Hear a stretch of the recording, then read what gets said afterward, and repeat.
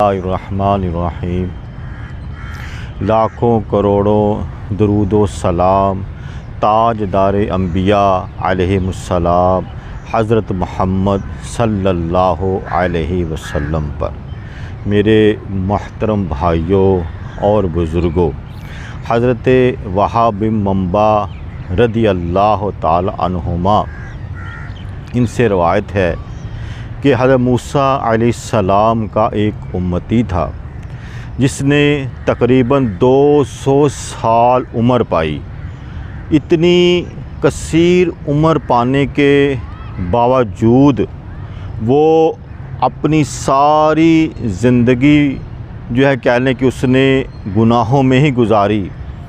اس کی بدعمالیوں کی وجہ سے، اس کے گندے کردار کی وجہ سے، اس کے گناہوں کی وجہ سے، اس کے جو قریبی ہمسائے تھے، اس کے جو جاننے والے تھے، وہ بڑا تنگ تھے۔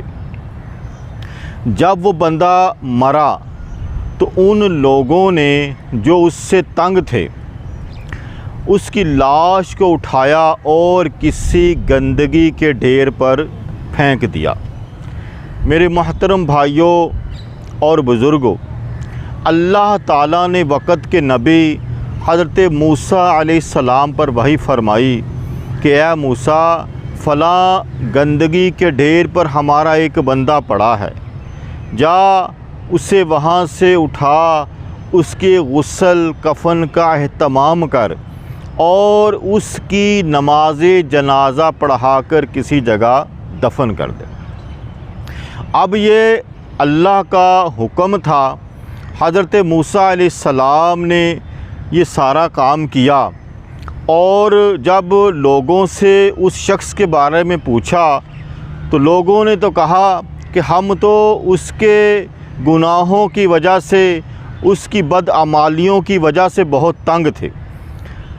اللہ تعالیٰ کی بارگاہ میں حضرت موسیٰ علیہ السلام نے عرض کیا، مالک و مولا، اس کی کیا وجہ ہے کہ ایک بدکار سیاہ کار شخص کا جنازہ تو نے ایک نبی سے پڑھایا جس سے میری امت بھی تنگ تھی۔ حضرت موسیٰ علیہ السلام نے جب یہ اللہ کی بارگاہ میں معاملہ عرض کیا تو آگے سے رب تعالیٰ نے فرمایا کہ اے موسیٰ، ہاں وہ شخص گناہ گار تھا، سیاہ کار تھا، بدکار تھا، لیکن جب وہ شخص توریت شریف کو کھولتا اور اس توریت شریف میں جب اس بندے کی نظر میرے محبوب کے نام پر پڑتی، یعنی محمد جو توریت میں لکھا ہوا جب اسے نظر آتا تو وہ اس سے محبت سے چومتا اور درود پاک پڑھتا۔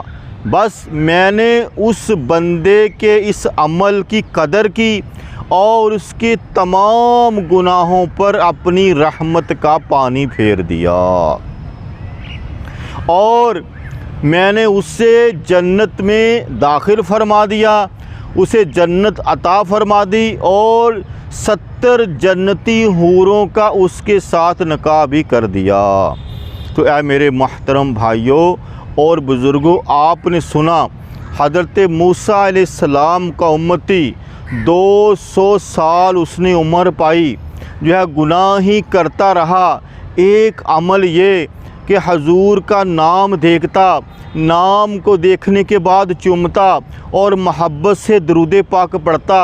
اللہ تعالیٰ نے اس عمل کی برکت سے اسے جنت عطا فرما دی، اس کے تمام گناہوں پر اپنی رحمت کا پانی پھیر دیا۔ تو جو بندہ حضور کا امتی، حضور کا غلام، حضور سے محبت رکھنے والا، حضور علیہ السلام سے عقیدت رکھنے والا، جب محبت اور شوق سے درود پاک پڑھے گا تو اس پر کتنی اللہ کی رحمتیں نازل ہوں گی، ان کو کوئی شمار کر ہی نہیں سکتا۔ تو ہمیں بھی چاہیے کہ ہم محبت کے ساتھ، عقیدت کے ساتھ اللہ کے محبوب پر کثرت سے درود و سلام پڑھیں، تاکہ اللہ تبارک و تعالی ہماری دنیا بھی اور آخرت بھی بہتر فرما دے۔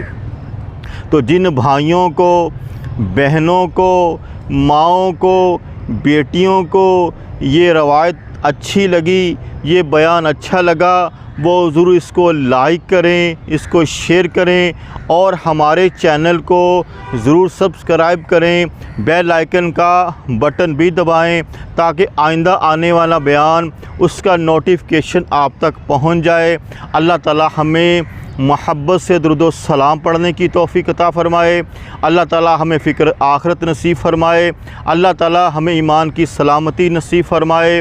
अल्लाह ताला हमें अपनी कब्र को रोशन करने वाले अमाल करने की तौफ़ीक अता फ़रमाए। नेक्स्ट इस्लामी बयान तक शब्बीर अहमद को इजाज़त दीजिए। अल्लाह हाफ़िज़।